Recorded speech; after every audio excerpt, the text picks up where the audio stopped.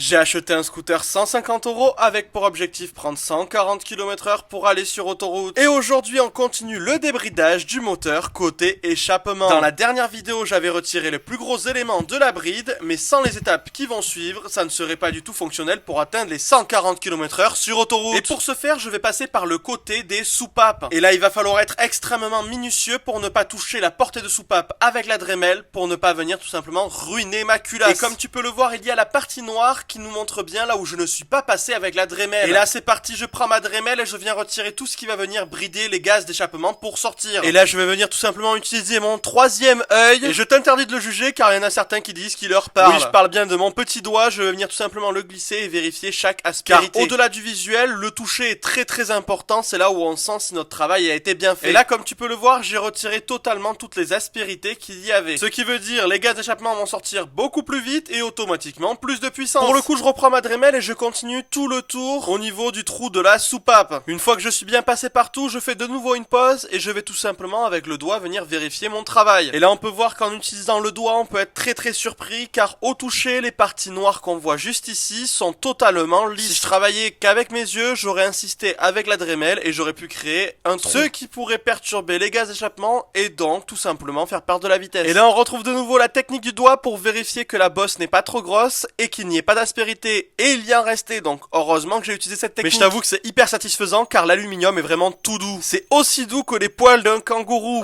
Bon en réalité je n'ai jamais caressé de kangourou, mais ça a l'air tout doux. Donc mets-moi dans les commentaires moteur kangourou. Aïe je vois déjà les jeux de mots arriver dans les commentaires. Et là on arrive à un bon résultat car on voit bien qu'il n'y a plus de partie calaminée, donc noire, sauf certains endroits que je ne peux pas atteindre avec cet outil. C'est pour ça que je vais venir mettre une brosse métallique sur le bout de la Dremel pour venir fignoler tous les petits recoins. Bien entendu la brosse métallique reste pour la finition car elle ne vient pas enlever beaucoup de matière, ce qui veut dire qu'elle va juste lisser l'aluminium, ce qui donne un résultat plutôt satisfaisant je trouve. On peut voir qu'il n'y a aucune partie calaminée et que tout est totalement lisse, ce qui veut dire que les gaz d'échappement vont sortir à grande vitesse. C'est un peu comme si j'avais fait une autoroute pour les gaz d'échappement. En gros une autoroute pour l'autoroute. Bon j'avoue je suis pas sûr de cette blague. En tout cas je remercie tous ceux qui me soutiennent et soutiennent tous les projets avec des commentaires pertinents ou pas forcément. Et si toi aussi t'as envie de me donner de la force, like, enregistre, commente et surtout n'oublie pas de t'abonner car nous on se retrouve dans la prochaine vidéo.